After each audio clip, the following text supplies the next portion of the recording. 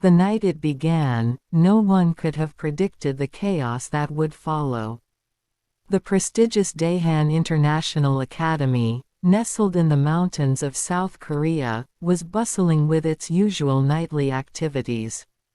Students crammed for exams, the dormitories buzzed with whispered gossip, and the faint smell of kimchi wafted through the cafeteria.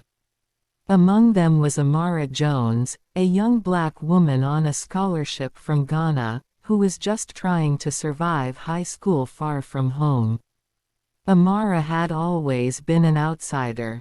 Her curly hair, dark skin, and strong African accent made her a magnet for stares and whispers.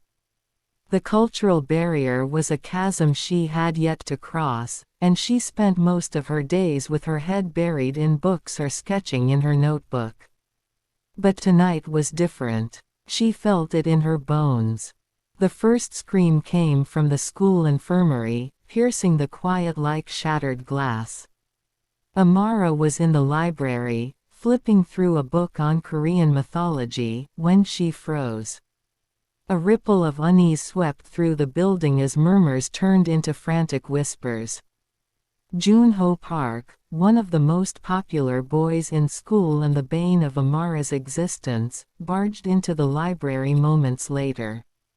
His face was pale, and his usual cocky demeanor was replaced by something Amara had never seen before: fear.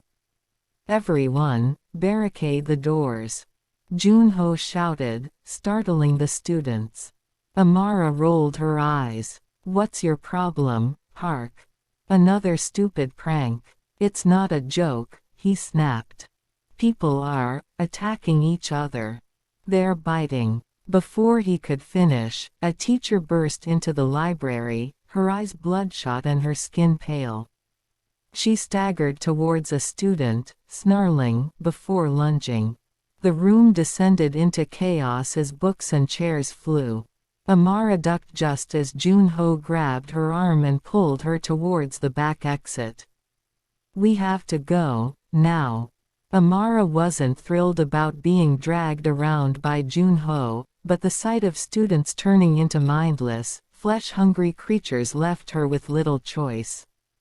Together, they sprinted through the school halls, dodging their zombified peers. "What's happening?" Amara gasped, trying to keep up. Junho shook his head. "I don't know. But we need to get to the science lab. There's a lockdown protocol there." The science lab was on the other side of the school. Every step felt like a gamble as they navigated blood-smeared walls and broken glass. Amara couldn't stop herself from thinking about her family back in Ghana, wondering if she'd ever see them again. When they finally reached the lab, it was empty. Junho rummaged through the cabinets, pulling out chemicals and tools.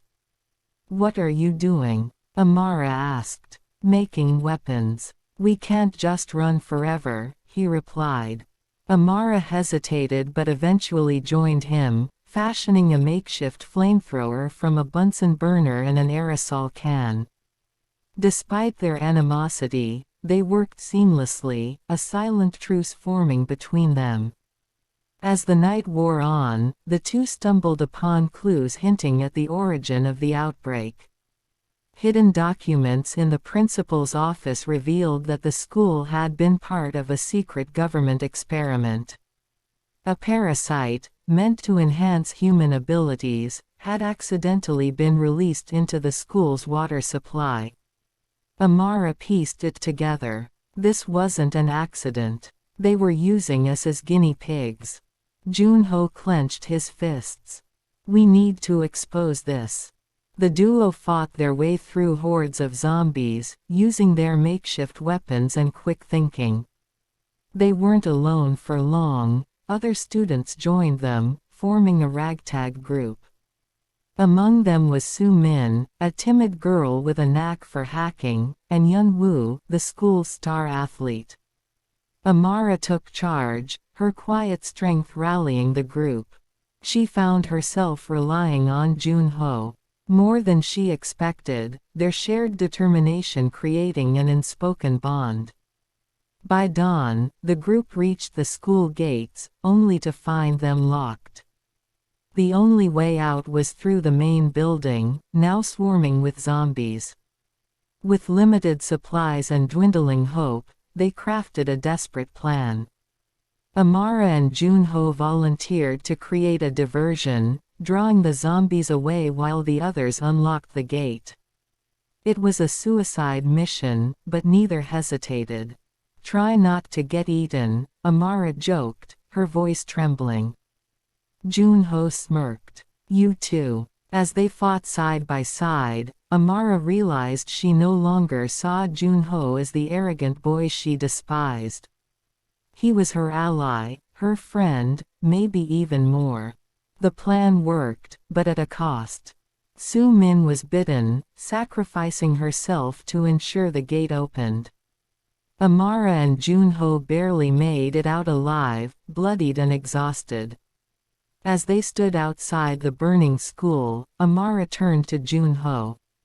"What now?" "We fight," he said. "For everyone we lost. For the truth." And together, they walked into the uncertain dawn, ready to face whatever came next.